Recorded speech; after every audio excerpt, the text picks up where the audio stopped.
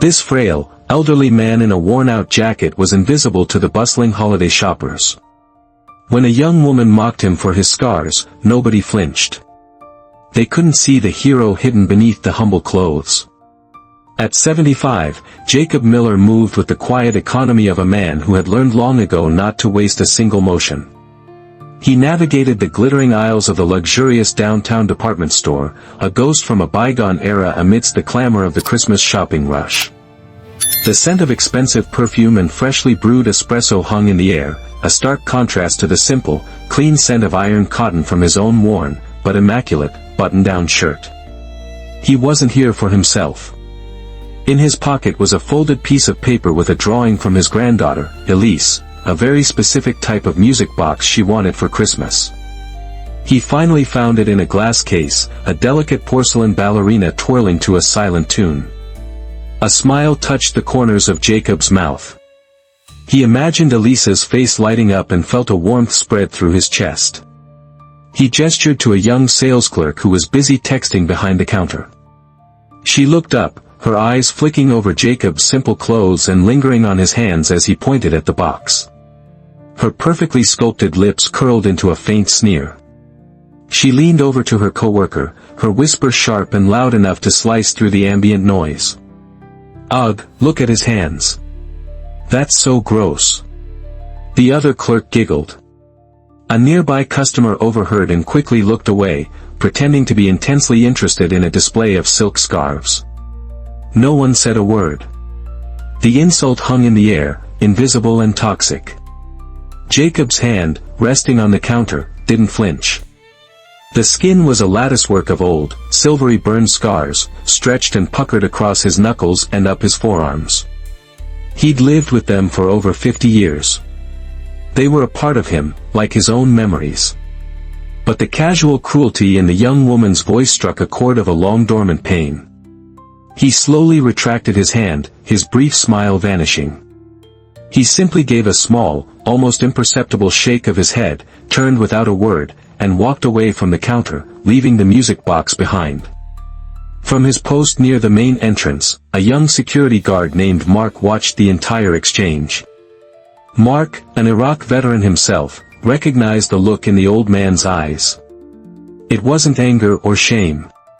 It was a profound, bone-deep weariness. He saw the ramrod-straight posture beneath the worn jacket, a discipline that time couldn't erase. He felt a hot surge of anger on the old man's behalf. As Jacob shuffled past the exit, Mark discreetly lifted his phone and took a quick, blurry photo of the old man's back, a silent testament to an injustice he felt powerless to stop. A few days later, a neighbor noticed Jacob's newspapers piling up. He was found in his favorite armchair, having passed peacefully in his sleep. He had left the world as quietly as he had lived in it. Jacob's apartment was as Spartan as a barracks room. Everything was meticulously clean, everything had a place. A social worker tasked with handling his affairs found very little of monetary value, a few books, some old records, and a small, fixed pension. It was a life of profound simplicity. But in the back of a closet, tucked under a wool blanket, was a heavy wooden footlocker. It wasn't locked. Inside, the air smelled of cedar and thyme.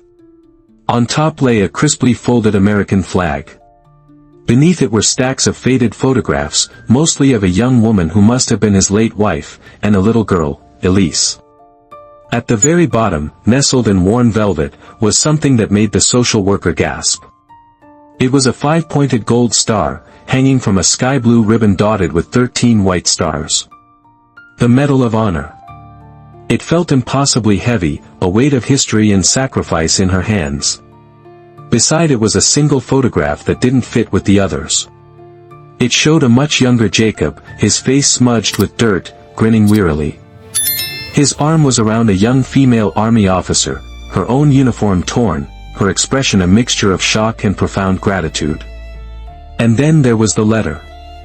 A thick, sealed envelope with a single name and address written in a steady, elegant hand, General Eva Rostova, the Pentagon. It felt different. This wasn't a personal letter to be filed away. This was a final directive. The social worker knew exactly what she had to do. She made a call to the local Veterans Affairs office, and the letter began its official, solemn journey. Meanwhile, miles away, Mark the security guard couldn't shake the image of the old man's dignified retreat. The injustice of it gnawed at him. That night, he logged into a private online forum for veterans. He created a new post, the words tumbling out in a rush of frustration. Title: Saw one of our own disrespected today. He wrote about the expensive store, the callous clerk, and the old soldier who took the insult in silence. He never said a word, Mark typed. That's what gets me. He just walked away. He hesitated, then uploaded the blurry photo of Jacob's back. Don't know who he is, but he deserved better. The post sat there for an hour. Then, a comment appeared. Happens every day, brother. Then another. That posture. He was one of us for sure. The post was shared to a Green Beret alumni group. Then to a Wounded Warriors page. A small, digital ember began to glow, fanned by the shared experience of 1,000 veterans who knew that silence didn't mean absence of pain. In her sprawling office at the Pentagon, 4-star General Eva Rostova commanded with an aura of calm, unshakable authority. She was reviewing logistics for a deployment in Eastern Europe when her aide cleared his throat. Ma'am, there's something you should see. It's going viral on the veterans networks. He handed her a tablet. On the screen was Mark's post. She read the story, her jaw tightening. She looked at the blurry photo of a man in a worn jacket.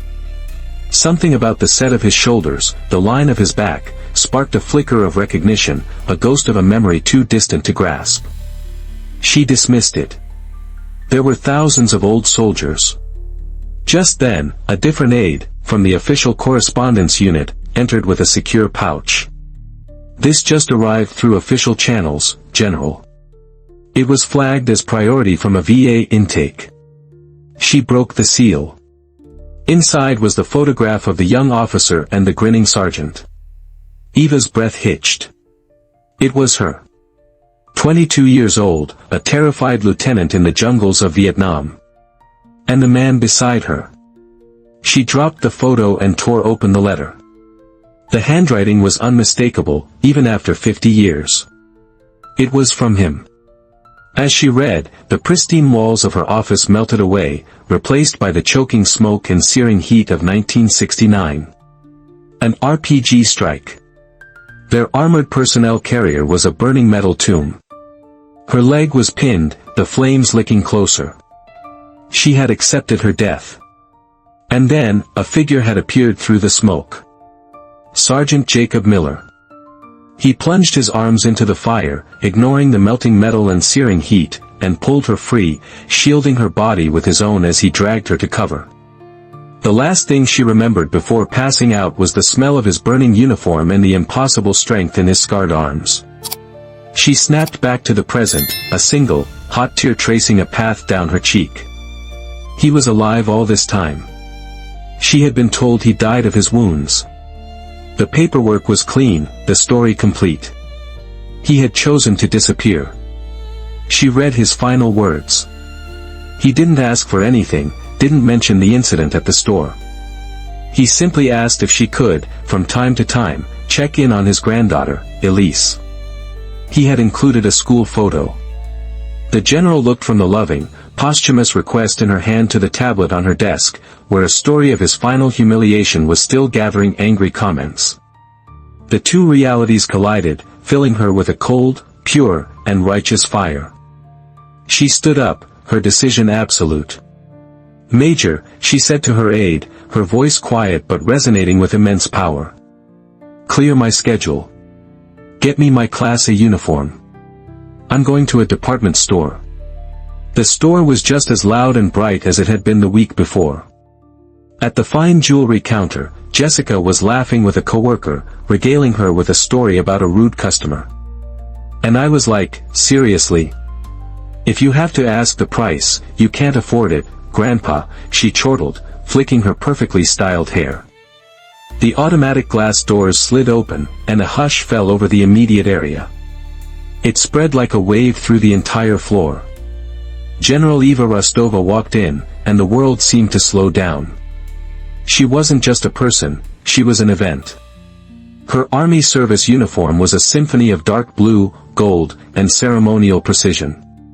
4 stars gleamed on each shoulder. A rainbow of ribbons and medals adorned her chest, a silent, stunning biography of a life lived in service and conflict. She ignored the store manager who was scrambling toward her, his face a mask of panicked confusion. Her eyes, sharp and focused, scanned the floor until they landed on Jessica. She walked with a steady, unhurried pace directly to the jewelry counter. The air crackled with a tension that every employee and customer felt. "Jessica, is it?" the general asked. Her voice was level, without anger, but it carried the chilling authority of absolute command. Jessica, her face pale, could only nod. "I believe you work on commission," the general continued, her gaze unwavering. She placed a small, framed photo of Jacob on the glass countertop. "Do you remember this man?" Jessica stared at the photo. A flicker of recognition, then fear, crossed her face. I see a lot of people," she stammered, her earlier confidence gone. "Of course, you do," General Rostova said. She reached into her leather briefcase and produced another framed document. It was a copy of an official citation, the presidential seal at the top. She didn't hand it to Jessica. She held it up for her, and for everyone else now gathered in a silent circle, to see. "Let me tell you about this man," the general said, her voice ringing with clarity in the now silent store. She began to read. "For conspicuous gallantry and intrepidity in action at the risk of his life above and beyond the call of duty, Sergeant Jacob Miller, United States Army, distinguished himself on March 12, 1969, in the Republic of Vietnam." She read how Sergeant Miller's unit was ambushed, their APC disabled and engulfed in flames. She read how, with complete disregard for his own safety, he re-entered the burning vehicle 3 times to rescue trapped soldiers. The general paused, lowering the document. She looked directly into Jessica's terrified eyes. "The scars on his hands," she said, her voice dropping to an intense, personal whisper. "The ones you found so gross. He earned them pulling me from that fire. That metal was melting onto his skin as he used his own body to shield mine." She let the words hang in the air for a long moment. He was awarded the Medal of Honor for that act. He was a hero. And this store, this counter, was the last place on earth he was made to feel small and worthless. General Rostova placed the citation gently on the counter next to Jacob's photo. Then, she took one step back, brought her hand to her brow in a slow, perfect salute, and held it, her eyes fixed on the empty space where a hero had stood just days before. Someone had filmed it. The video, shot on a shaky phone, captured the last minute of the general's speech and her solemn salute. It hit the internet like a lightning strike, merging with Mark's original forum post to create a firestorm of national news. The story wasn't just about a rude clerk anymore. It was about honor, sacrifice, and a debt that could never be repaid. The store issued a profuse apology. Jessica was fired. But no one really cared about that. The story had grown far beyond them. The real legacy wasn't written in news headlines, but in quiet, meaningful actions. General Rostova, true to her word, visited Elise. In the living room of the small house, she placed the real Medal of Honor, its blue ribbon vibrant, into the young girl's hands. She didn't just tell Elise that her grandfather was a hero, she told her he was a good man, a quiet man, whose dignity was his armor. For the first time, Elise understood the true story behind the scars she had known her whole life. The military itself took notice.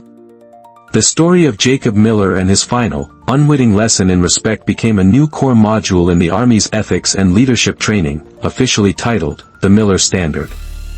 And Mark, the security guard, was formally honored by his local Veterans Association, not for his anger, but for his instinct to bear witness. True heroes often walk among us in silence, their greatness hidden beneath worn jackets and old scars. Their value is not determined by the fleeting opinions of the ignorant, but measured in the lives they saved and the quiet dignity they maintained. Jacob Miller didn't leave behind a statue or a monument. He left behind a standard. Real heroes walk among us every day, often unnoticed. In the comments, share a story of a quiet hero you know, and let's give them the respect they've earned.